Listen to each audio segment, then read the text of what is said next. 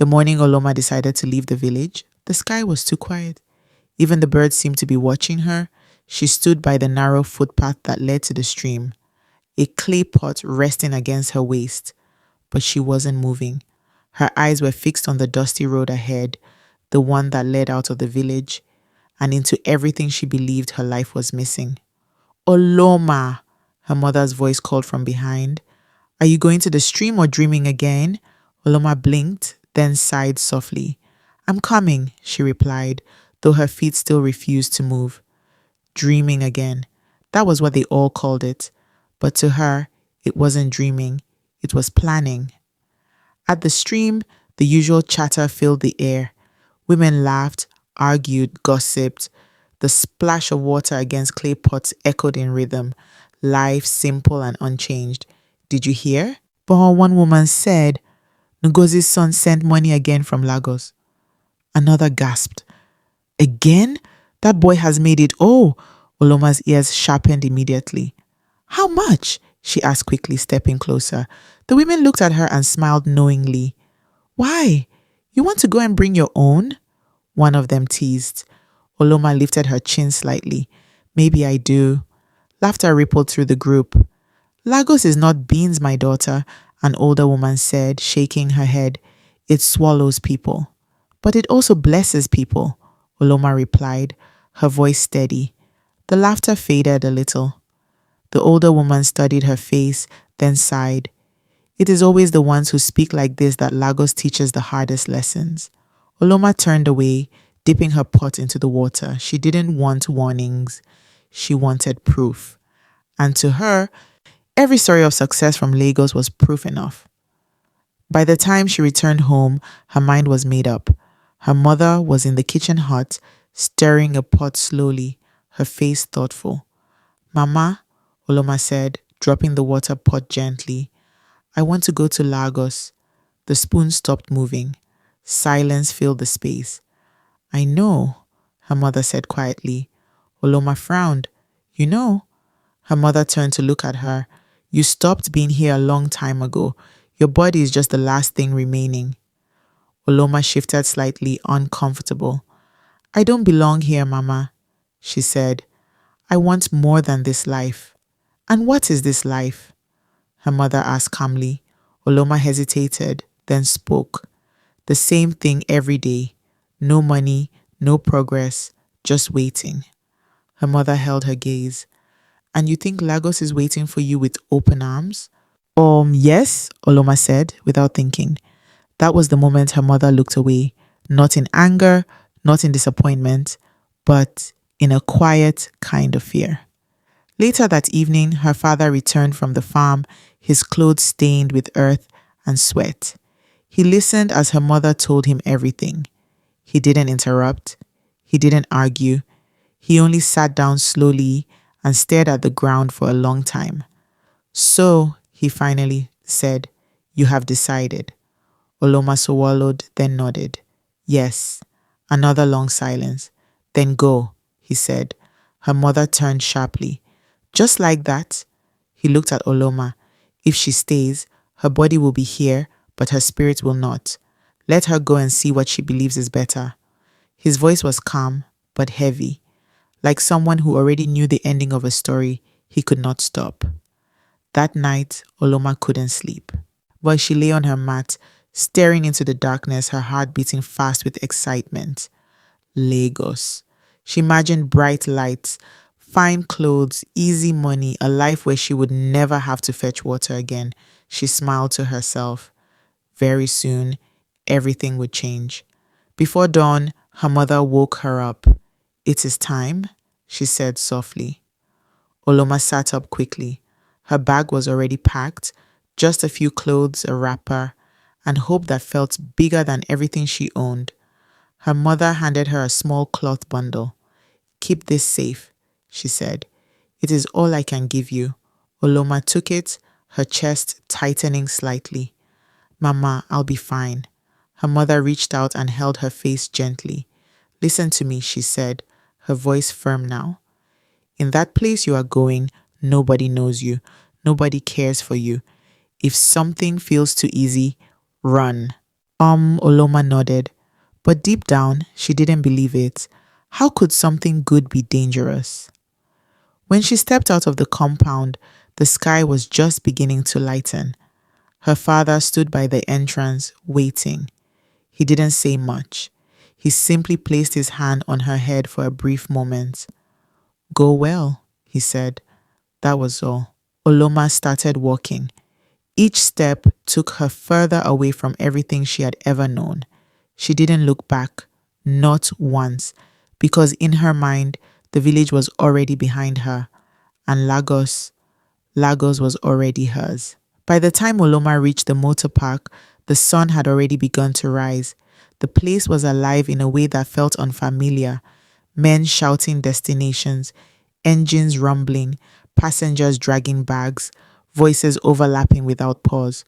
Lagos, Lagos, last seat. Her heart jumped. This was it.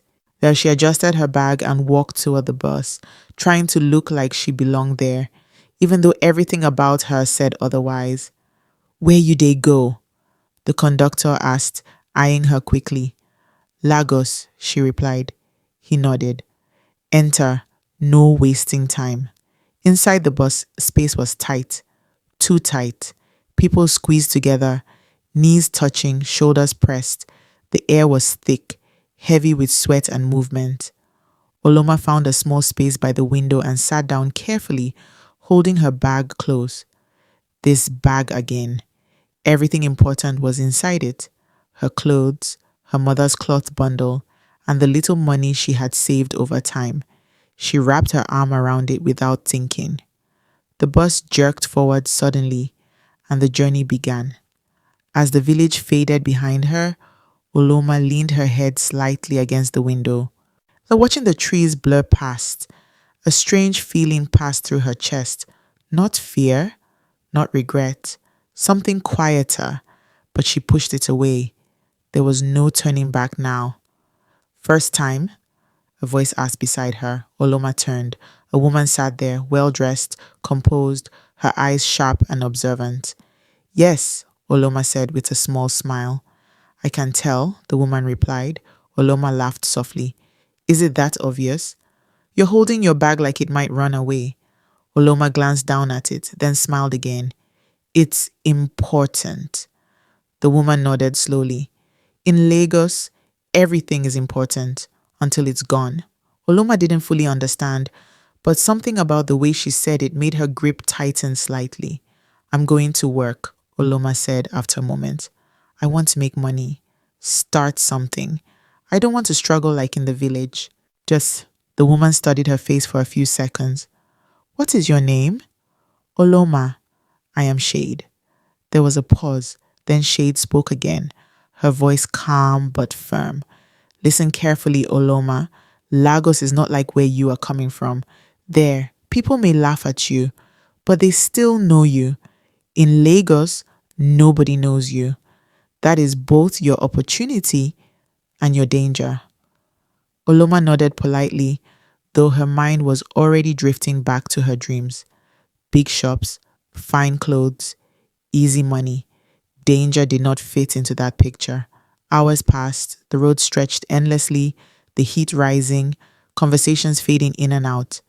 At some point, Oloma slept. She woke up to noise. Loud, sharp, unforgiving.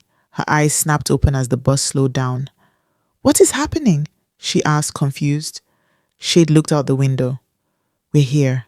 Boy, Oloma turned, and everything inside her shifted. Cars, so many cars, packed tightly, moving and stopping at once, horns blaring like arguments that never ended. People filled the streets, walking fast, talking fast, living fast.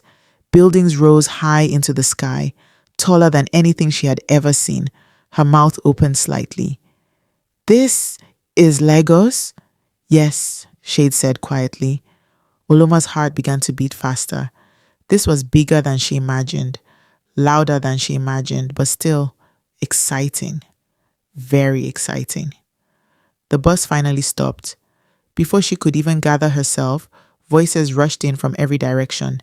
Carry your load. Madam, where you dey go? Change! I get change. Fine girl, come. I go help you. Oloma stood up slowly, gripping her bag.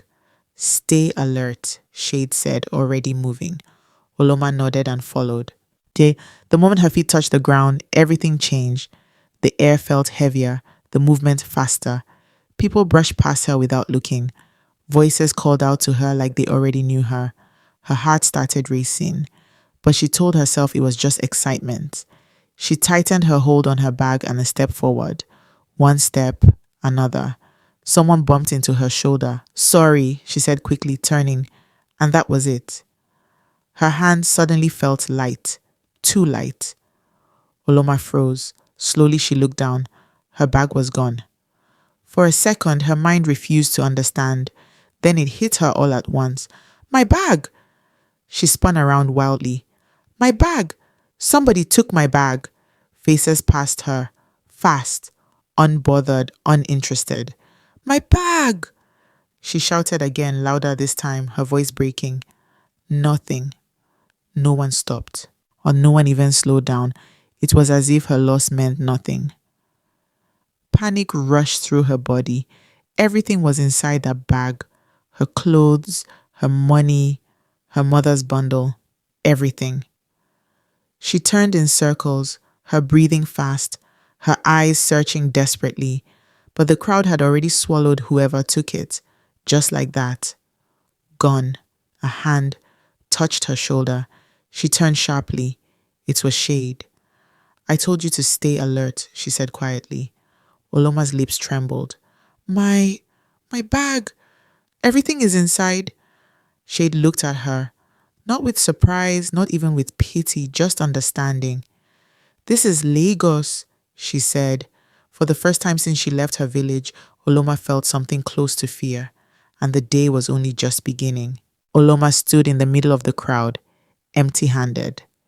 Everything she came with, gone, before she even took 10 proper steps into Lagos. Her chest rose and fell quickly, her eyes wide, scanning faces that did not see her, or worse, chose not to. My money, she whispered, her voice shaking. My things, my mother's. Her words broke. For the first time, Lagos did not look beautiful. It looked indifferent. Crying will not bring it back, Shade said, her voice steady. Oloma wiped her face quickly, though she didn't remember when the tears started.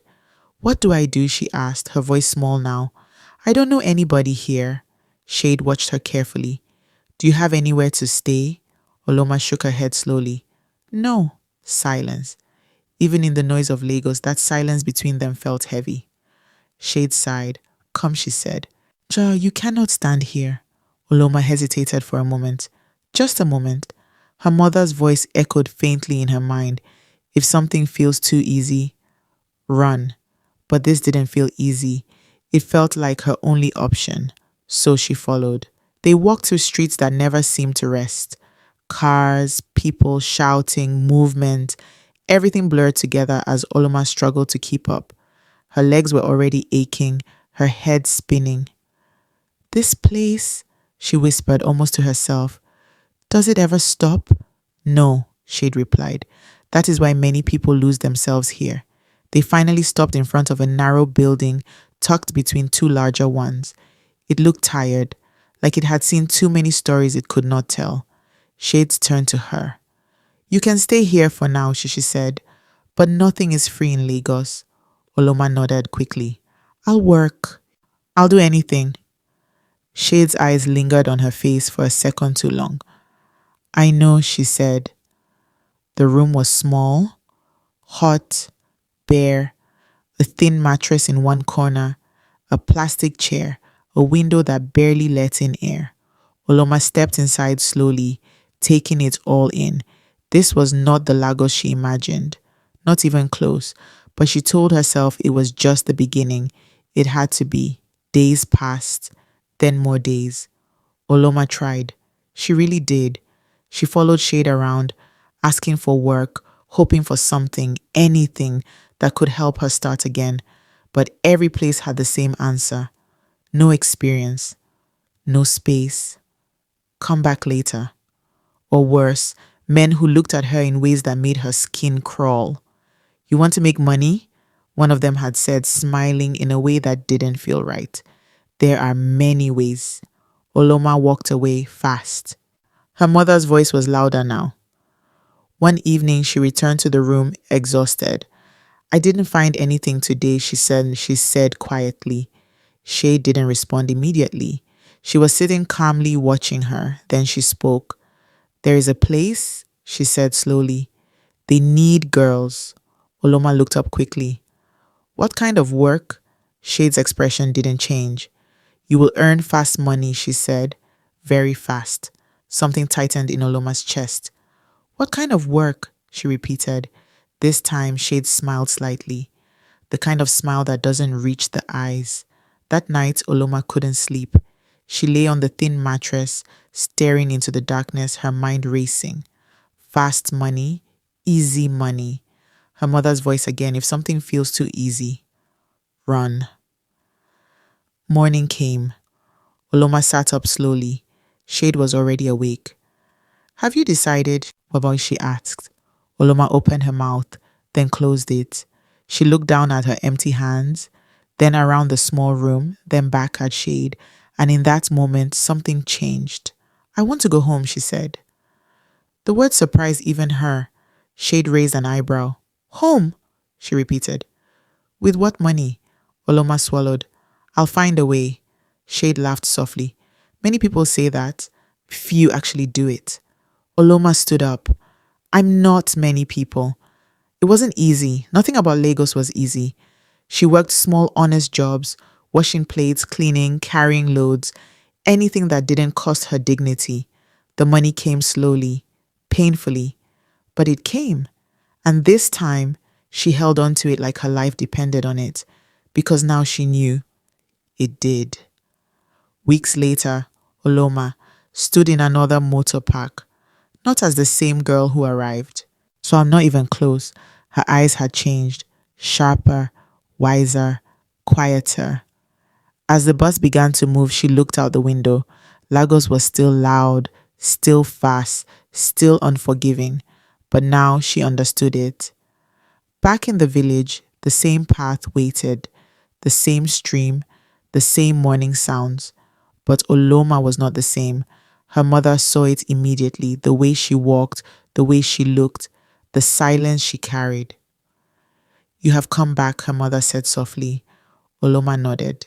Yes. There was a pause. Then her mother asked the question that mattered most. What did you learn? Oloma took a deep breath. Then she answered, not everything that shines is meant for you, and not every place that promises life will give it. That evening, as the sun set over the quiet village, Oloma sat outside, watching the sky change colors. For the first time in a long time, she was not dreaming of somewhere else. Because now she knew, life is not about running to places that look easy. It is about becoming strong enough wherever you are.